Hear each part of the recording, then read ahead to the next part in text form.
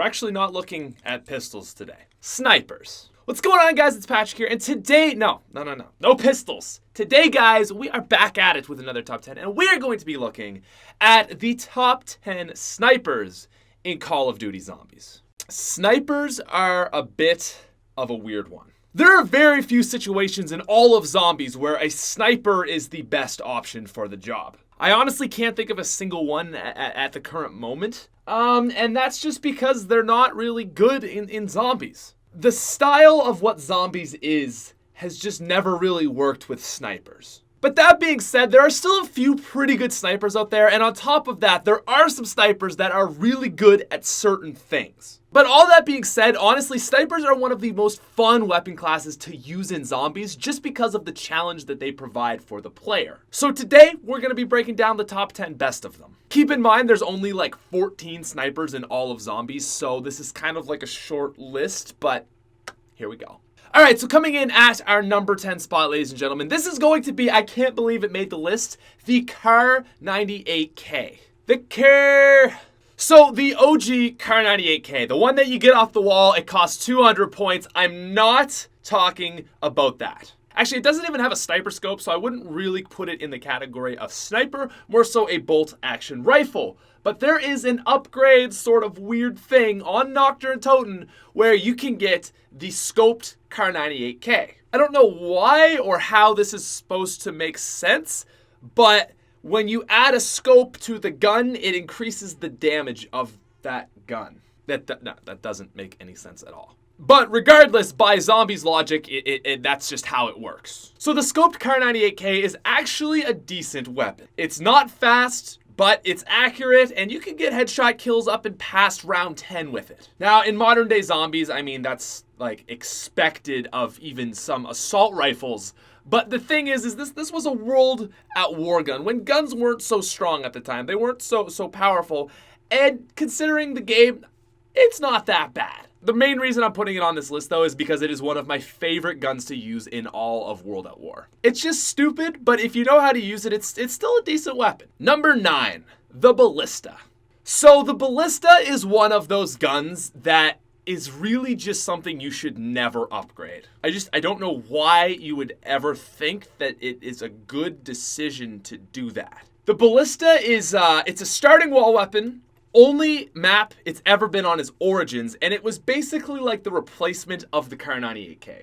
But since Origins was in Black Ops 2, yet the actual map itself took place in World War I, they wanted to keep a sort of bolt-action sniper rifle on the map as a starting weapon, just to kind of give it that World at War feel, and they added in the Ballista. And I don't know, it's just really not like the craziest sniper ever. It's just a sniper. The only positive thing I can really say about the Ballista, at least in my limited experience with this gun, is when you pack-a-punch it, it gets this Illuminati reticle on its scope, and that's pretty cool. What's also interesting about the Ballista is it doesn't really have a crazy zoom. It's more of like an ACOG kind of scope, and I like that about it. It's just a whatever gun. Definitely not your best bet to go on Origins, though. Number 8. The Barrett. So in my personal opinion, this is one of the worst guns to get from the box in Black Ops 2. As far as how you should use a sniper rifle, this thing is not very good. It doesn't do a high enough amount of headshot damage. It just seems to be kind of inaccurate. It's slow to reload. It's got quite a bit of recoil.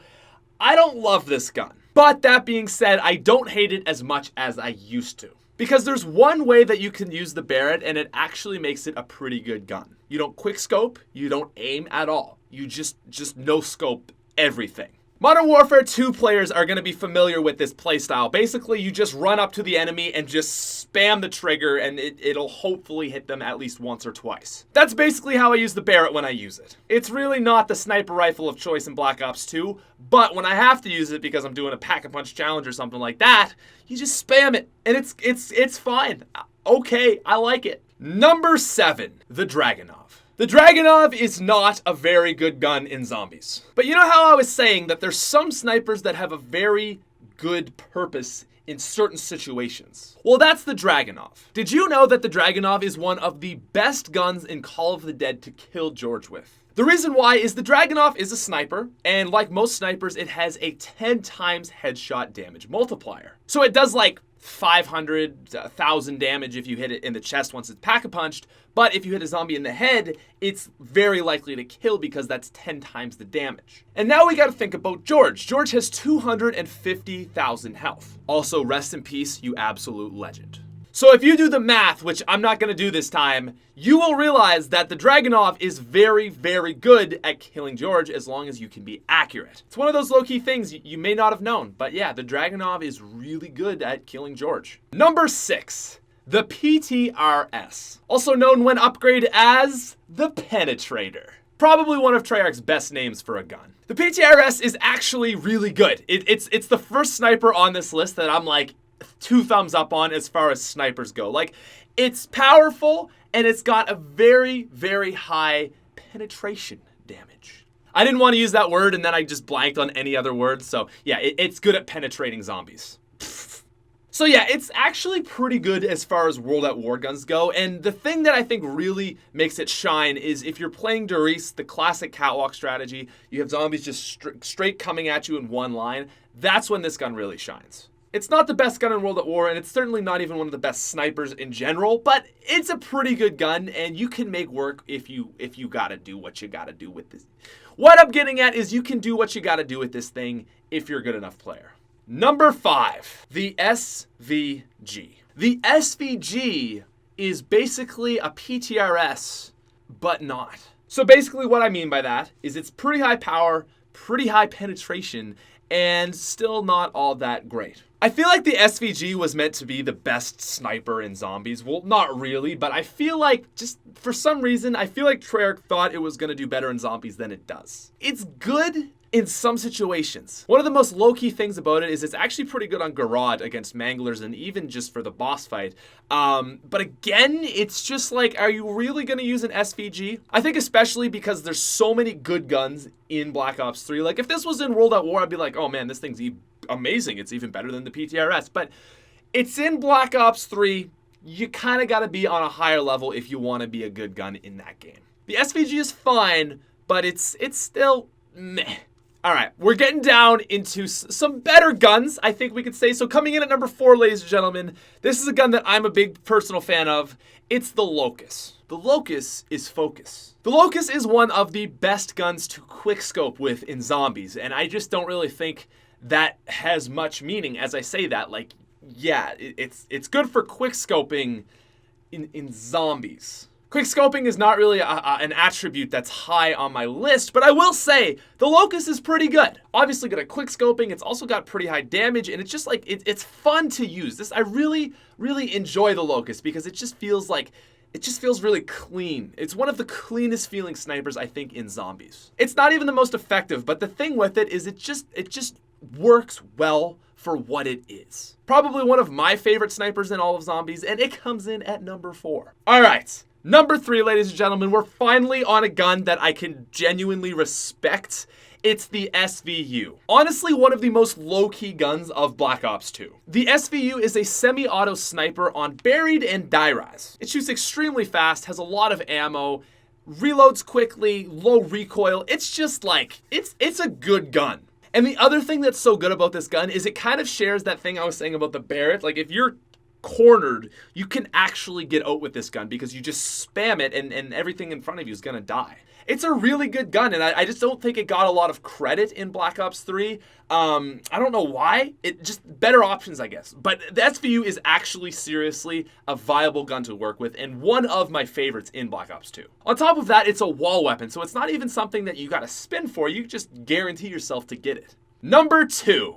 The DSR. I don't know what it is about Black Ops 2, man, but these two snipers are some of my favorite guns in that game, and the DSR, man, holy. This is the first gun on this list that can actually be used in a serious way. There's basically 3 reasons for that. First off, it's got a decent mobility, but what I mean by that is it doesn't slow you down. The second reason is iron sights, and the third reason is that headshot damage. The DSR is essentially a combination of the SVG and the Locus. Really good for quickscoping, but also has the insane power of the SVG. And on top of that, did I mention you can get iron sights for it? You throw some double tap on that, obviously pack-a-punch it, and it is one of the best guns to use for high rounds. Any map that doesn't have a serious wonder weapon, so like Town, Nuketown, it's the DSR. DSR Mark II. That's always the go-to. It's just so powerful, man. I freaking love the DSR.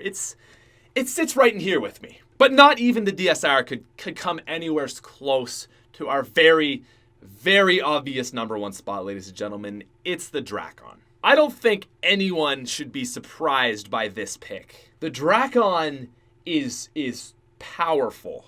If the DSR is a Locus and an SVG combined, the Drakon is an SVU and a DSR combined. The Drakon is actually very similar to the SVU, but it's got higher damage, more ammo. It's just, wow.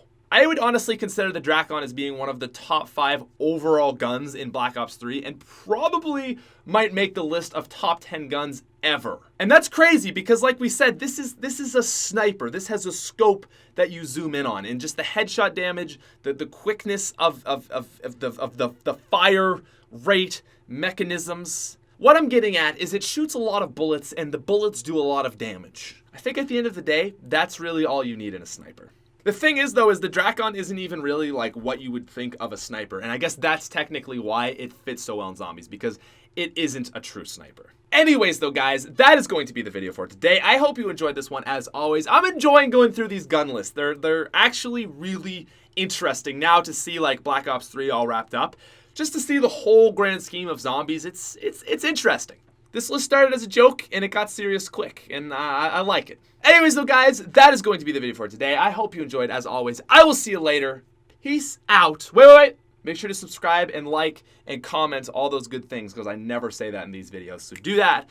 Peace out.